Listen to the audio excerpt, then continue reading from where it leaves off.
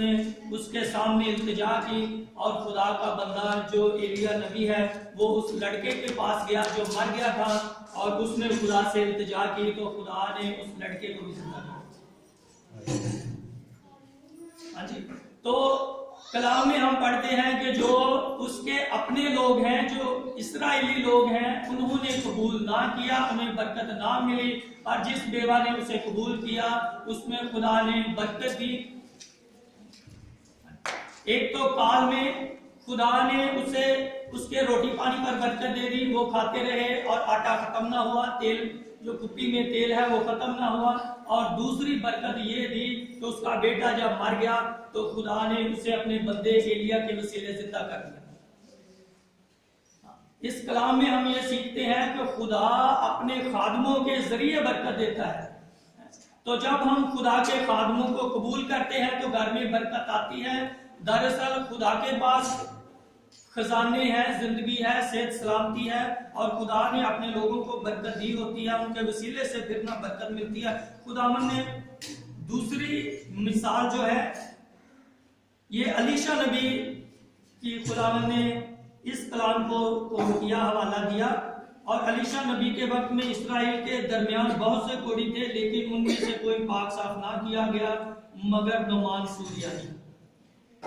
اسرائیل میں بڑے سارے کوڑی تھے، تو الیشا نبی بھی اسرائیل میں تھا۔ تو ہم خدا کے کلام میں پڑھتے ہیں کہ خدا نے تو اپنے بندے کو الیشا نبی کو برکت دی تھی کہ وہ جو ہے وہ کوڑیوں کو پاک صاف کرے، پر وہ اس خدا کے نبی کو نہیں مانتے تھے، قبول نہیں کرتے تھے، اور ان کا یقین نہیں تھا۔ تو جب وہ خدا کے نبی کو عزت نہیں دیتے تو نعمان سے ایک بندہ آ کے شفا لے کر چلا گیا، دوسرے ملک سے آیا، وہ شفا لے کر چلا گیا، اور جو ملک کے لوگ ہیں ان کو شفا نہ ملی۔ اسی طرح خداوند یسوع مسیح بھی جب اپنے شہر میں آئے، خداوند یسوع اپنے شہر میں آئے تو ناصرت شہر میں آئے، تو ہم نے کلام میں پڑھا ہے کہ ان لوگوں نے بھی خداوند یسوع مسیح کو قبول نہ کیا۔ دوسرے شہروں میں خداوند یسوع نے معجزے دکھائے، خداوند یسوع مسیح کے پاس برکت تھی۔ کلام میں لکھا ہے کہ خدا نے خداوند یسوع کو روح سے بھرا تھا، روح کی قوت سے بھرا تھا کہ خداوند یسوع مردوں کو زندہ کرے، اندھوں کو آنکھیں دے، لنگڑوں کو چلائے، بدروحوں کو نکالے، اور لا علاج بیماریاں دور کرے۔ خداوند یسوع کے پاس یہ برکت تھی، اور یہ برکت اس کے شہر والے لوگوں کو نہ ملی۔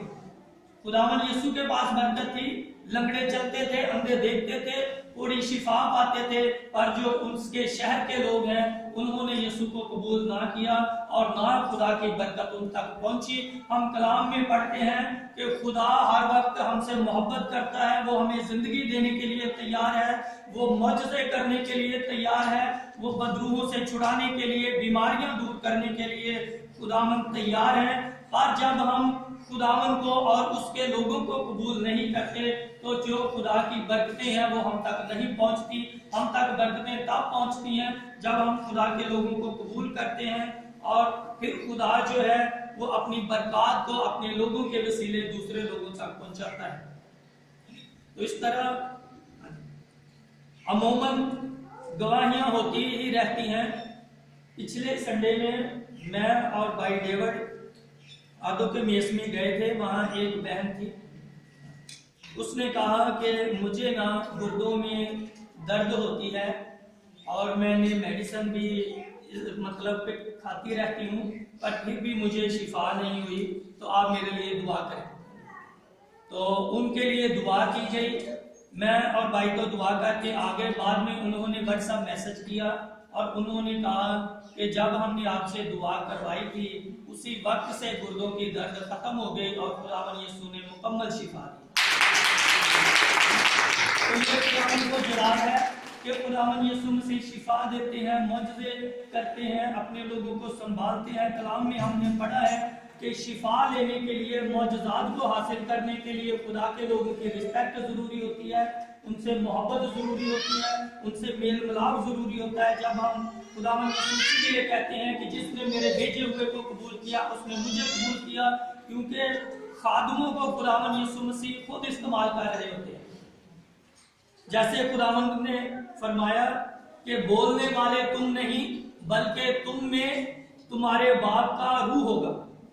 خدا کا پاک روح جو ہے یہ خادموں میں بولتا ہے، خدا کا پاک روح جو ہے یہ خادموں کو استعمال کرتا ہے، اور خدا کا پاک روح خادموں کے ذریعے لوگوں کو شفا دیتا ہے۔ اس طرح خدا اپنے بندوں کو خود استعمال کر رہا ہوتا ہے۔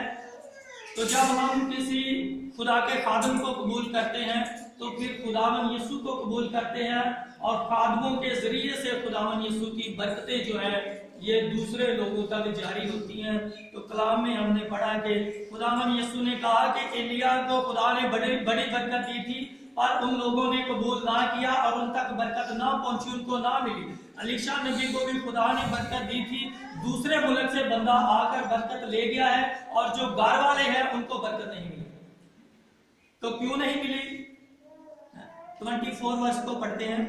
اور اس نے کہا میں تم سے سچ کہتا ہوں کہ کوئی نبی اپنے وطن میں مقبول نہیں ہوتا، کیونکہ نبی کے وطن کے لوگ جو ہیں وہ اسے قبول نہیں کرتے، جس کی وجہ سے ان کو برکتیں نہیں ملتی۔ خداوند یسوع نے کہا کہ میرا وطن میرا شہر چونکہ ناصرت ہے، تو ناصرت کے لوگوں نے قبول نہیں کیا۔ تو جب خداوند نے کہا کہ میرے پاس تو بڑی برکت ہے، میں تو اندھوں کی آنکھیں کھولتا ہوں، لنگڑے چلاتا ہوں، مردے زندہ کرتا ہوں، بچوں کو نکالتا ہوں، طوفان روکتا ہوں، نجات دیتا ہوں، زندگی دیتا ہوں۔ خداوند یسوع نے فرمایا کہ میرے پاس تو بڑی برکت ہے، اور چونکہ ناصرت والوں نے قبول نہیں کیا اس لیے یہ برکتیں جو ہے ان تک نہ پہنچی۔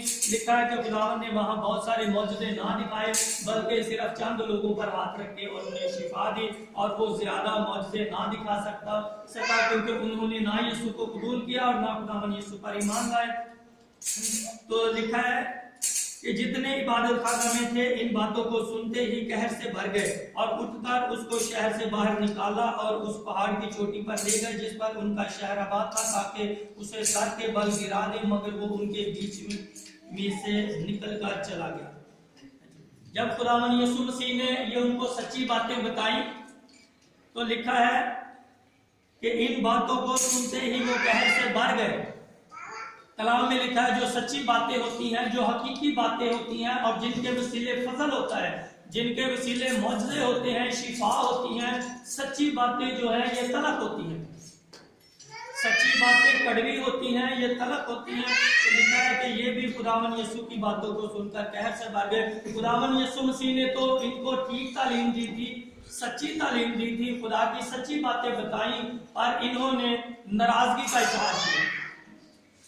تو کلام میں ہم سیکھتے ہیں، خداوند یسوع فرماتے ہیں کہ سچائی سے واقف ہوگے تو سچائی تمہیں آزاد کرے گی۔